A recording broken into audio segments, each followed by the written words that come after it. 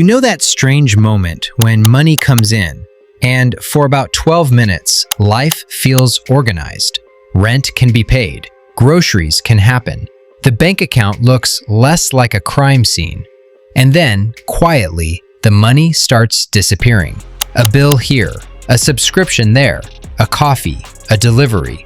One small, I deserve this purchase. And suddenly, the month is still very much alive, but your money has apparently left the group chat. Very rude. No goodbye, no forwarding address. And this is where most people start blaming themselves. I'm bad with money. I need to earn more.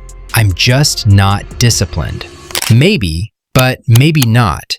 Maybe you are not broke because you buy coffee. Maybe you feel broke because your money leaves without a plan. That is the real problem. Not coffee, not one delivery, not one bad month. The problem is that your money gets assigned before you assign it.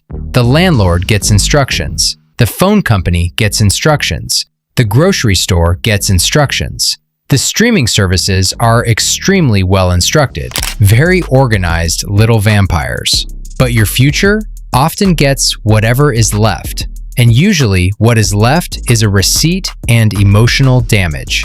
So when I say think like a millionaire, I do not mean buy louder things. I do not mean become obsessed with money. And I definitely do not mean start explaining passive income at dinner parties. Please do not become that person. A millionaire mindset is not, I never spend. It is, I do not let every feeling become a financial instruction. That is the shift, because money without instructions becomes everyone else's money. And when that happens every month, you do not just lose money, you lose calm, you lose choices. You lose the feeling that your life is yours to steer. So today, we are not building a fantasy, we are fixing the bucket. Most people imagine money problems as one big dramatic mistake, a terrible investment, a huge emergency, a shopping spree with suspicious lighting. But often, that is not how money disappears. It leaks, quietly, automatically, a little bit every day. A few subscriptions you forgot, food you did not plan, things you bought because you were tired, things you bought because you were stressed, things you bought because your brain said, we have suffered, we deserve a small object. And honestly, the brain can be very persuasive in a checkout line. This is the leaky bucket. Your income is the water. Your life is the bucket. Every automatic habit is a little hole. And if the bucket leaks, the answer is not always more water. Sometimes the answer is fewer holes. Working harder does not help much if the bucket is still leaking. You can pour more water in, more hours, more effort, more stress. But if the holes stay open, you just become a very tired person holding a wet bucket. We are, apparently, the only species that responds to a leaking bucket by working harder on the water supply. So the goal is not shame. Shame makes you hide from money. Clarity helps you work with it. We are not judging the bucket. We are finding the holes. Most people save backwards. They get paid. Then they pay rent, bills, food, transport, a few emergencies, a few little rewards for surviving being a person. And then they say, if anything is left, I'll save it. This sounds reasonable. It is also how money escapes. Because life has an incredible talent for using whatever space you leave open. If you leave money unassigned, something will find it, usually something with a monthly subscription model. So the first habit is simple. Give your money instructions first, before the month starts negotiating, before your mood gets involved, before the world walks into the room with invoices and a clipboard. This does not need to be dramatic. Start small, a fixed amount, automatic, moved somewhere separate. Savings, emergency fund, debt payment, whatever fits your situation. The number matters less than the order, because the order teaches your brain something. My future is not an afterthought. Saving is not leftover money. Saving is assigned money. If your future only gets leftovers, your future will always feel fragile. And this is where people say, but I don't have enough to save. Maybe not much. That is okay. The first goal is not wealth. The first goal is trust. You are building proof that money can stay in your life without immediately being sent back into the economy like a confused pigeon. Future you should not have to beg at the end of the month. Give them a seat at the table. First, here is the uncomfortable part. Most people know the big bills: rent, insurance, car, food. But the small leaks? Those live in fog. And fog is expensive, because you cannot steer what you refuse to look at. So for 1 week, do something simple. Do not change anything yet. Just look. Every purchase, every subscription, every small convenience, it's only $7. Because only $7 is a very charming sentence. It sounds innocent. It wears a little hat. But 5 only $7 decisions every week can become a hole big enough to drain your future. The point is not guilt. The point is visibility. Once you can see the leaks, you can decide.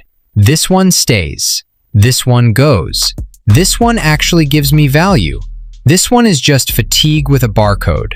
That is financial maturity. Not never spending, not never enjoying, but knowing the difference between a purchase that supports your life and a purchase that only distracts you from it. Most people treat their bank account like a doctor's waiting room. They go in, they come out, they try not to make eye contact with the numbers, and they hope nothing serious shows up. Money gets less scary when it stops being mysterious. Look at it kindly, clearly, like a mechanic looking under the hood, not like a judge entering the courtroom. Here is where people get overwhelmed. They hear money system and immediately imagine spreadsheets, tax strategy, 7 income streams, and waking up at 4 in the morning with a suspicious amount of enthusiasm. Please relax. We are not building an empire before breakfast. We are building one system. A system is a decision you do not have to remake every day. Motivation is emotional weather, useful sometimes, unreliable often. A system does not care whether you feel inspired. It just runs. So choose one: an automatic transfer on payday, a weekly money check-in, a monthly subscription review, a fixed amount toward debt, or a simple note in your phone called "Things I Wanted for 48 Hours and Then Forgot Existed." Very educational document. That is enough. One system, one closed leak. One less decision your tired brain has to make. Because you do not need to control every dollar with white-knuckle discipline. You need a few simple systems that protect you when you are tired, distracted, stressed, or human. Especially human. That condition tends to return daily. Now comes the leak that looks the most innocent. The small yes. Not the huge purchase, not the dramatic financial mistake. The small yes. Yes to the coffee you did not want that much. Yes to the delivery because cooking feels emotionally illegal. Yes to the random thing in your cart because you had a hard day and apparently the solution is a lamp. A very specific lamp. A lamp that will finally understand you. The brain, in moments of mild suffering, is a surprisingly talented interior decorator. The small yes is dangerous because it does not feel like a decision. It feels like a mood. And the fastest way to feel broke is to let every mood have a wallet. This does not mean you never buy anything fun. That is not a life. That is just accounting with a pulse. The point is to create a little space between wanting and buying, because in that space, your adult brain has a chance to arrive. Often late, carrying paperwork, but still useful. So use a simple rule. If it is not essential, wait 24 hours. That is it. Put it in the cart, walk away. Let the feeling cool down. If you still want it tomorrow and it fits your plan, fine. Buy it without guilt. But you will be shocked how many things lose their personality overnight. Yesterday it was, I need this. Today it is, why was I about to buy this? The 24-hour pause is not punishment. It is a filter. It separates real value from emotional weather. You are not saying no to joy. You are saying no to being managed by every passing state. That is the millionaire part. Not having more, being directed earlier. Before the mood becomes a purchase, before the purchase becomes a leak, before the leak becomes another month where your money disappears and you wonder what happened. Here is the good news. You do not need to become obsessed with money. You do not need to become cold. You do not need to measure your worth by your bank account. Please do not.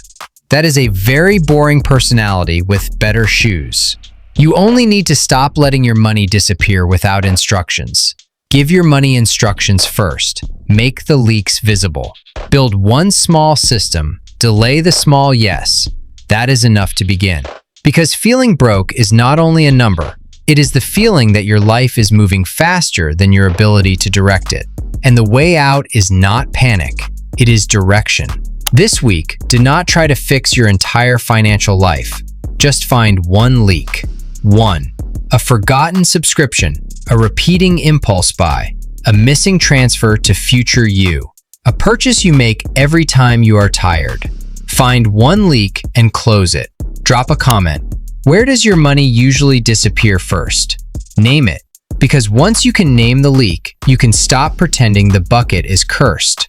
Money without instructions becomes everyone else's money, so give it a direction and let your life feel less random again.